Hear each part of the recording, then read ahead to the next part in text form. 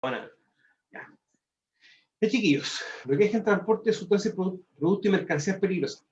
Mire, como lo habíamos visto en la clase anterior, siempre el vehículo debe tener los distintos rótulos, ¿ya? Y también algunas leyendas específicas que me dicen para lo que se está transportando. ¿Ya? Vamos a verlo de esa perspectiva. Ahora, no solamente el rombo de color, que me indica la clase y división de la sustancia, ¿ya? No solamente el número ONU, que en el fondo recuerden que el número ONU es como el root o el run de cada sustancia. O sea, cada sustancia tiene su número ONU, ¿ya?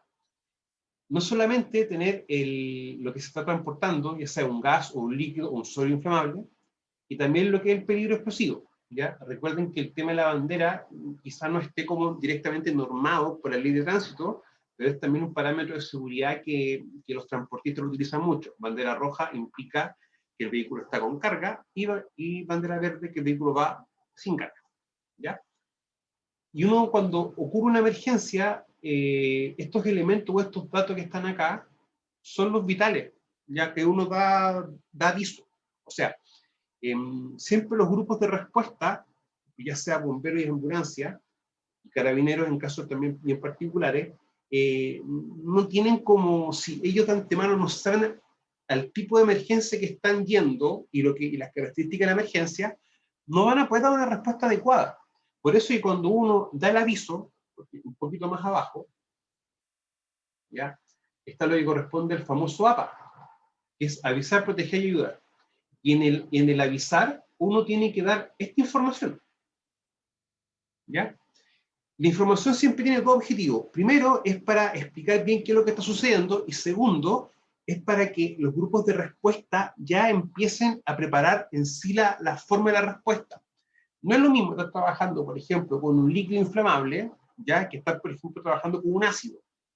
En tema de respuesta. Incluso no es lo mismo que, por ejemplo, como pasó hace un tiempo atrás, que se diera vuelta un camión, por ejemplo, con elementos que puedan contener COVID. Un camino a Serena que se dio vuelta o tuvo un accidente, un percance, un camión que llevaba mascarilla y ciertos elementos con COVID.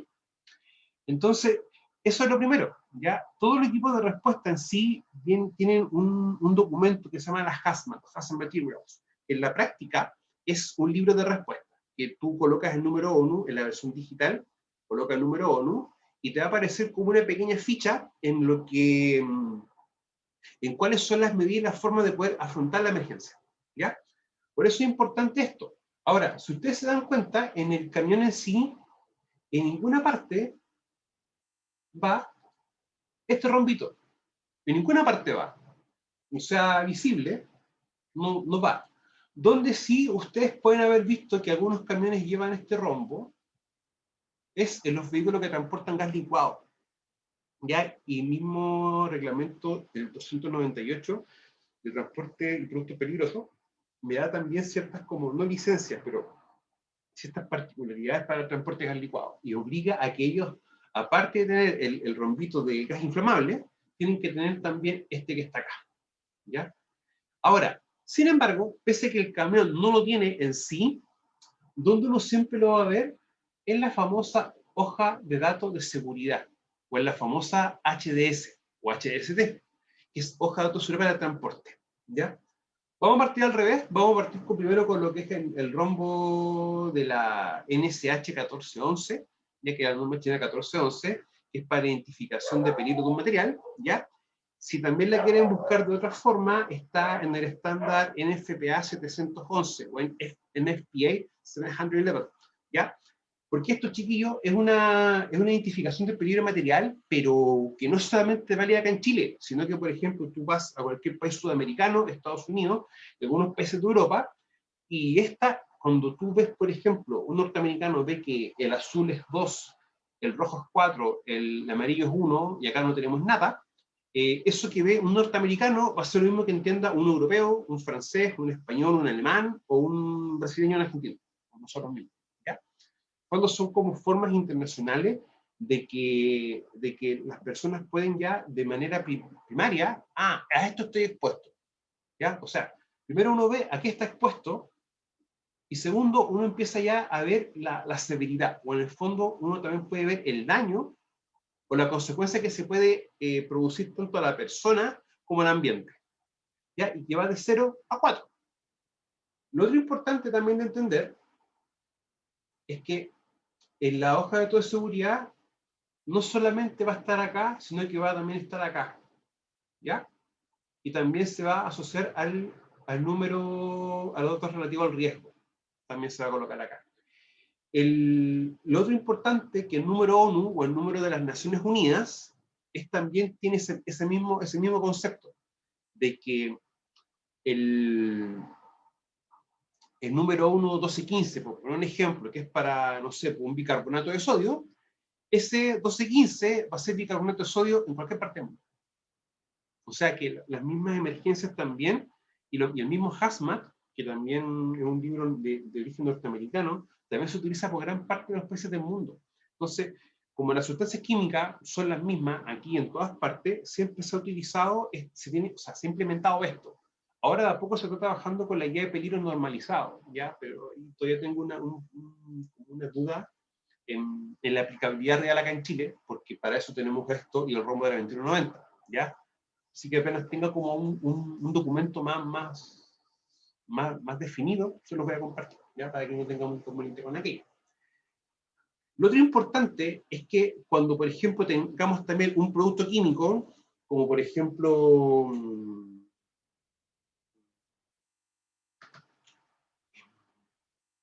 un marcador, un plumón, ya que el plumón tiene tinta, y en este caso el plumón, vamos a tapar la marca para no hacer promoción, me muestra un rombito de color rojo. O sea, me indica automáticamente que eso tiene un líquido inflamable adentro. ¿Ya? Y acá vamos a tener un tema. Todas las sustancias peligrosas deben tener el rombo de la 2190, o sea, el rombo de este color, pero también deben tener en su carátula este rombito. Y ahí tenemos un tema. No todas las etiquetas cumplen con aquello. ¿Ya? Ahora, si tenemos, por ejemplo, una bodega, y en la bodega, en la puerta, tenemos este rombo, y también tenemos el rombo de un solo color, es por 2190, lo ideal es que sea visible a una distancia mínima de 15 metros. ¿Ya? ¿Por qué razón motivo? Porque tenemos que, si está ocurriendo una emergencia y vemos eso a esa distancia, ok, algo está sucediendo, ¿ya? ¿Y qué tenemos almacenado ahí? Tenemos esos elementos. Por eso tiene que ser lo más visual posible. Ahora, se identifican los peligros de un material en 3 categorías principales: inflamabilidad, salud, reactividad o inestabilidad y casos especiales. El amarillo, lo que es reactividad, que en el fondo es como la característica para poder reaccionar con algo, ¿ya? No confundirlo con radioactividad. O sea, no confundirlo. Siempre tienden a confundir o pensar que son iguales, ¿ya? Pero para que también lo tengamos en mente. Y los famosos casos especiales. Por ejemplo, bueno, tenemos un ramo que se llama control de emergencia e incendio. Y tenemos que ver, por ejemplo, los fuegos clase C, que son los fuegos eléctricos.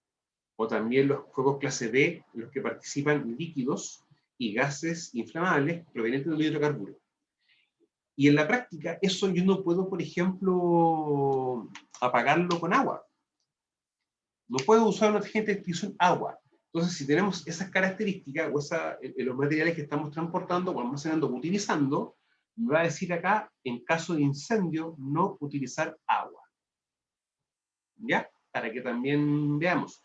Muchas veces, por un tema de desconocimiento, cuando uno quiere controlar una emergencia en la casa, a veces se ocasionan daños peores. ¿Ya? Yo siempre he dicho que hay una parte triste con la estadística de accidentes. Los accidentes en la casa ocurren de igual y mayor cantidad que los accidentes laborales. Y también de igual, incluso mayor gravedad que los accidentes laborales. ¿Ya? O sea, hay estadísticas con respecto a eso. Inclusive la estadística con respecto a los niños, con temas de accidente, igual es como bien brutal. O sea, un niño hasta los 5 años se va a accidentar a lo menos de 3 a 5 veces. Y una niña de 1 a 5 años se va a accidentar de 1 a 3 veces. ¿Ya? O sea, hay tendencia que explica. Y yo siempre los llevo a este caso, porque la mayor cantidad de accidentes que ocurren en la casa son por inflamabilidad, por tema de salud y reactividad. O sea, salud, por ejemplo, cuando se ingiere algún elemento, como un producto de limpieza, ¿ya?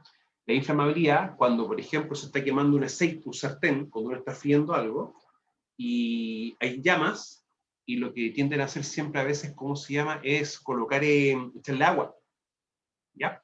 Y la reactividad, cuando les da muchas veces por...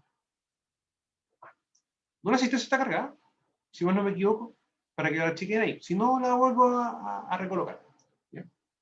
Si, por ejemplo, tengo un aceite, un sartén con llama, ¿ya? Y yo le echo agua, lo más probable es que esa superficie de fuego se esparza. Entonces, en vez de controlar un fuego ahí, ¿qué va a pasar? Lo voy a empezar a esparcir por todos lados. O sea, a eso uno va. Y la reactividad es cuando a veces empiezan a mezclar productos de limpieza, ¿ya? Entonces, como que les da por mezclar algún elemento que tenga amonio cuaternario con cloro, por ejemplo. Y eso empieza a formar gases que son bastante nocivos. Eso también tenerlo bien en cuenta. Ahora, cada categoría tendrá una graduación de 0 a 4 que sirve para informar la severidad del riesgo. Ya en este caso, uno lo puede decir también como la consecuencia del riesgo, ¿ya? Y la mayor severidad corresponde a 4, mientras que el menor será 0.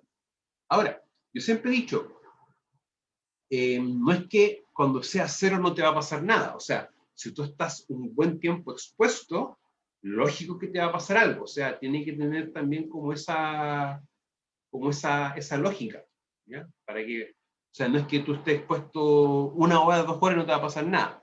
O sea, tiene que también tener una proporcionalidad con aquello. Ahora, riesgo para la salud, ¿qué significa? Capacidad del material para causar lesiones a una persona por contacto o absorción en el cuerpo, ¿ya? Bueno, no lo hemos comentado mucho, pero en salud ocupacional vamos a ver varios conceptos que también lo vamos a reflexionar en la que lo hemos visto en higiene industrial, que es el concepto de la absorción. Cuando una sustancia está en el ambiente, primera cosa que tiene que hacer es hacer un ingreso a la persona, ya por cualquiera de las 4 vías de ingreso. Pero una vez que ingresa, tiene que también empezar a sortear ciertas barreras para que luego sea absorbido por el cuerpo y empiece todo un proceso, ¿ya? Y eso también más o menos entender esa perspectiva. Ahora, el 0, no peligroso, después ligeramente peligroso, peligroso, muy peligroso y mortal. ¿Y qué dice acá mortal? Materiales cuyo efecto, aún en exposiciones muy breves, pueden ser la muerte o una lesión residual grave, ¿ya?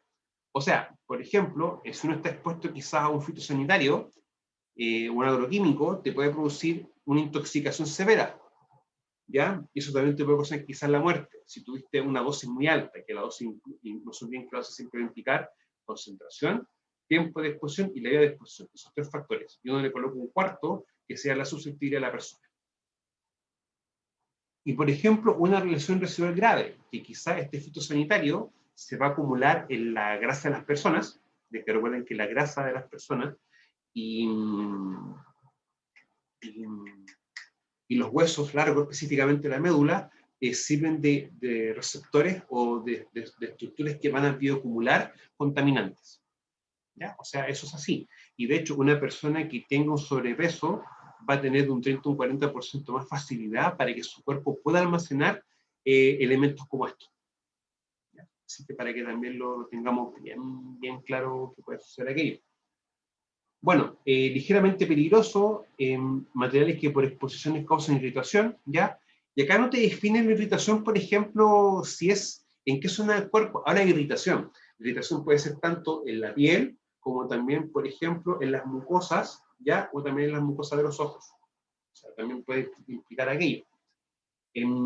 Por ejemplo, materiales cuyos efectos que aún en exposiciones breves pueden ser lesiones graves, temporal o residual, ¿ya? Por lo tanto, si por ejemplo uno preguntase en la prueba, riesgo para la salud corresponde al color rojo, lo más probable es que sea falso, corresponde al color azul. Y también si como definición de riesgo para la salud puede ser, por ejemplo, capacidad de los materiales para liberar energía, eso también va a ser falso, porque en la práctica esto corresponde a reactividad y la definición para la salud sería capacidad del material para causar lesiones a una persona por contacto o absorción en el cuerpo, ¿ya? Para que también lo podamos ver. Ahora, la inflamabilidad, ya acá hay que ser bien, hay que diferenciar algo bien concreto, ¿ya? Y se lo voy a explicar así. Voy a encargar un poquito la presentación de la semana pasada.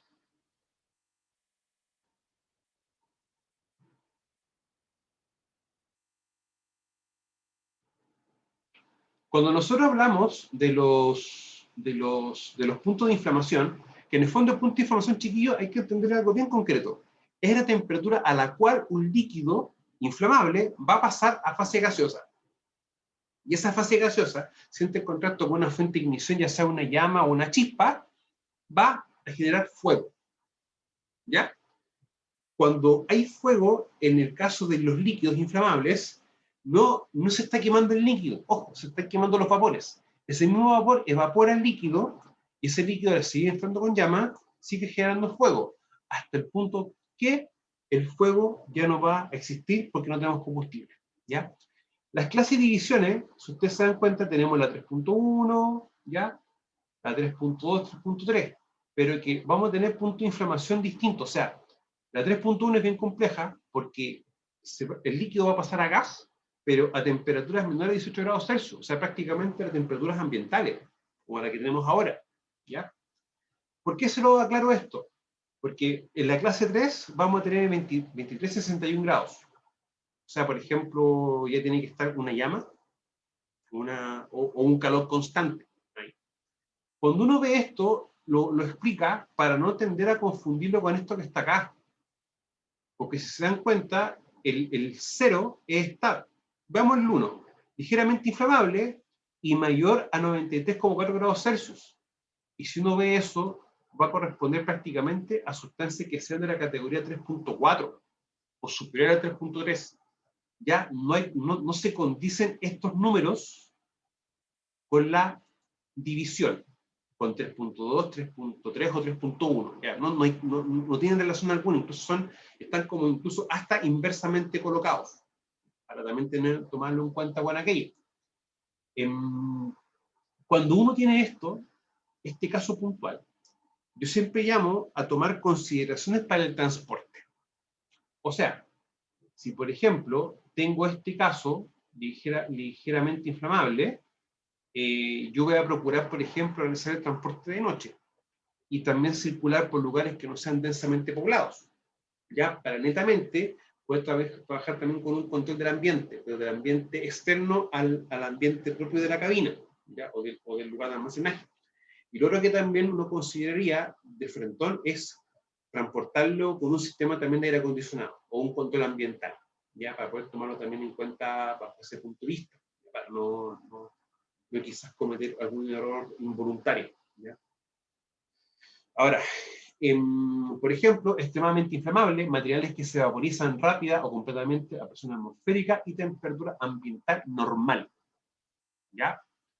Y también, por ejemplo, tenemos estable, que son materiales que no arden en el aire cuando se exponen a temperaturas de 85 grados Celsius por 5 minutos. ¿Ya?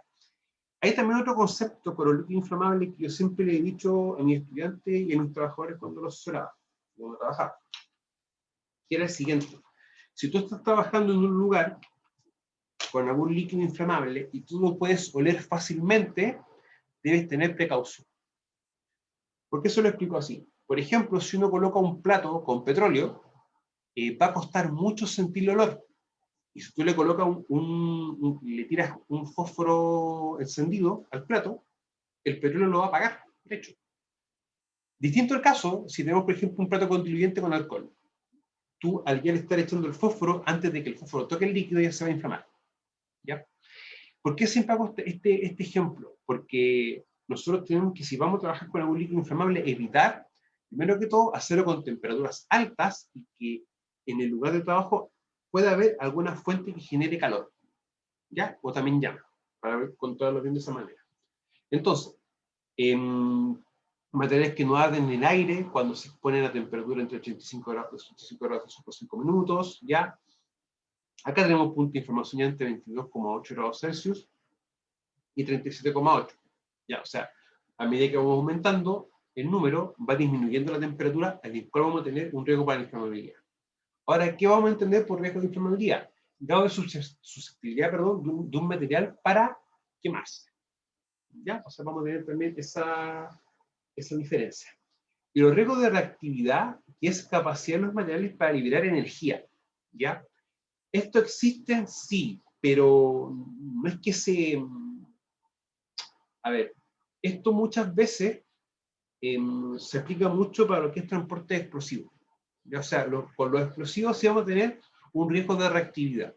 Hay un protocolo bien sencillo, bien simple con los explosivos. Primero que todo, si uno empieza, por ejemplo, a ver una bodega de explosivos y cómo transportan explosivos, por lo general lo hacen todos los elementos en cajas de madera. Nada metálico, nada que pueda conducir a electricidad. Primera como regla básica. Segunda regla, todos los elementos, ya sea el explosivo, la mecha, el detonador incluso, se transportan por separado. ¿Ya? Otra regla básica, evitar utilizar ropa que pueda generar o que pueda almacenar o que pueda mantener energía electrostática. ¿Ya? Porque la energía electrostática tiene un voltaje y muchas veces ese voltaje, aunque sea tan ínfimo, tan bajito, puede activar un explosivo. Entonces ahí también tenemos un elemento. Ahora, estable, materiales que por sí mismos son normalmente estables, aún en condiciones de fuego y no reaccionan con el agua. ¿Ya? Pero, por ejemplo, tenemos el 3, que materiales que son capaces de explotar, pero requiere de una fuente iniciadora, que en este caso gran parte de los explosivos, y puede detonar, que materiales por sí mismos no son capaces de explotar a temperatura y presión ambiente. O sea, van a explotar independiente de las condiciones que existen. Para también tomarlo en cuenta. Ahora, los casos especiales. El espacio del centro inferior se usa para indicar una información adicional, lo que está acá. ¿Ya? Insisto, no todos los vehículos de carga lo colocan este rombo en su estructura, ya sea en el estanque, o en la parte frontal o lateral de la cabina, o en los laterales y traseras del lugar de almacenamiento. Pero muchos sí lo colocan, ¿ya? ¿Por qué no lo colocan? Porque no es obligatorio. Sí es obligatorio el número ONU y el rombo de la 2190. Eso sí tiene que estar así. Ahora, información especial como cuáles, por ejemplo, peligro de reactividad, empleo de un correcto agente extintor, peligro para la piel, recipiente de compresión, necesidad de usar equipos protectores, ¿ya? Y reactividad anormal con el agua. O sea que si tú le colocas agua, puede haber una reacción, quizás una reacción que quizás nosotros no queramos, ¿ya? O sea, puede incluso muchos elementos cuando entran en contacto con el agua, generan una llama y un calor bien potente, ¿ya? Y también una liberación de energía. Eso existe sí, y por ejemplo, hay un elemento bien puntual, que es el sodio. El sodio metálico, que es NaN, que pertenece, si mi memoria no falla, al grupo 1A del sistema periódico, cuando entra en contacto con agua, genera luz, calor muy potente y una pequeña, bueno, dependiendo de qué cantidad de sodio, va a generar una leve explosión, ¿ya? Para también tomarlo en cuenta. Lo principal de esto es que cuando uno está en una emergencia y tiene acceso, por ejemplo, a la otra hoja de seguridad y, ¿cómo se llama? O es visible a una distancia, ¿ya? Uno ya tiene claridad de lo que uno va a enfrentar como emergencia, ¿ya? Siempre es bueno tener esa noción de que uno tiene que dar la mayor cantidad de información cuando ocurre una emergencia. O sea, entre más información se posea, la actuación ante la emergencia es mejor. Y también esto es importante para cómo nosotros vamos a actuar ante una emergencia. ¿Ya? Yo pienso que el humano tiene una característica bien particular. Cuando uno ve a alguien sufriendo o un accidente, uno tiene como algo innato, propio de, ¿cómo se llama? Que es prestar ayuda, ¿ya? Y muchas veces el prestar ayuda que involucra que uno no está midiendo consecuencias y uno se expone a algo. La idea de estos elementos, de utilizar los datos de seguridad o tener noción de lo que uno está transportando, es ayudar a eso, a que la decisión que uno tome a la hora de dar o brindar ayuda o primero auxilio sea la más correcta, ¿ya? O sea, cuando ocurre una emergencia, independiente de la que sea, uno busca dar una respuesta primaria a la emergencia, ¿ya? En primera instancia. Y esa respuesta es tendiente a que ese accidente se controle, y que no porque nosotros estamos controlando un accidente se genere un segundo accidente. ¿Ya? Esa es como la lógica que se debiese siempre mantener, pero no todos la mantienen de esa perspectiva. Ahora, la hoja de datos de seguridad, chiquillo, es un documento que tiene siempre un objetivo de ser un elemento de fácil lectura y que sea de rápida comprensión. Y en el fondo es como te dice, tú haz esto, esto, esto y esto. ¿Ya? No te deja cabidas para que, y se puede hacer así, no. Dice, utiliza esto. O sea, por ejemplo, en el caso del líquido inflamable, en el caso de medidas y de prevención, por ejemplo, para combatir fuego, te va a decir, no utilice agua. Te lo va a indicar. Y aparte, acá también, en el rombito de la NFPA, te va a salir, si mi memoria no falla, una W con una línea al medio. En ese caso significa no water, o no agua, ¿ya? No utilizar agua. Eso es lo que puede significar ya en español. Lo importante de esto es que nosotros como expertos en prevención, ¿qué responsabilidad tenemos con los datos de seguridad? Primero, verificar que esté, ¿ya? Que sea concordante la sustancia. Muchas veces, como a veces piensan que no la revisan, algunos conductores le colocan nombre nomás y es de la sustancia y te das cuenta que no corresponde a las características de la sustancia que se está transportando. Entonces, verificar que esté, que sea correcta, ¿ya? Y nosotros también tenemos el deber de capacitar a los conductores y a la gente que trabaja con sustancias peligrosas en esto. Tenemos la obligación, estamos obligados, ¿ya? Y si ustedes se dan cuenta, esta hoja de seguridad también me va a dar medidas de control. Y cuando uno empieza a devolverse un poco en la materia, y uno dice, pero el artículo 21 de la obligación de informar, aparte de los riesgos, los métodos correctos de trabajo y las medidas preventivas, después tiene una segunda parte que involucra las sustancias químicas peligrosas, y en lo cual yo tengo que informarle varios elementos, o capacitar en varios elementos. Y uno de ellos es esto. Y de hecho, lo que hemos estado viendo en esta PPT es prácticamente como casi el 40% de una capacitación que se tiene que realizar a los trabajadores del uso y manipulación de sustancias químicas o productos peligrosos. ¿Ya?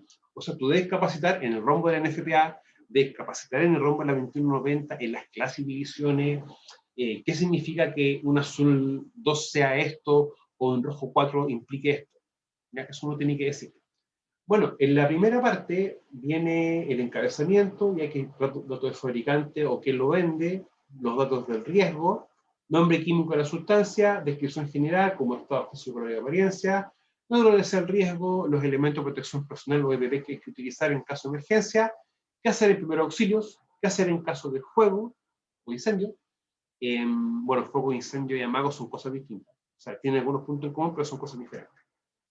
¿Qué hacer en caso de derrame? Información complementaria. Ya, chiquillos, nos vemos a las 10:45, ¿ya? Para continuar con la presentación. Nos vemos un ratito. Ya, profe. ¿Ya? Chao. Chao.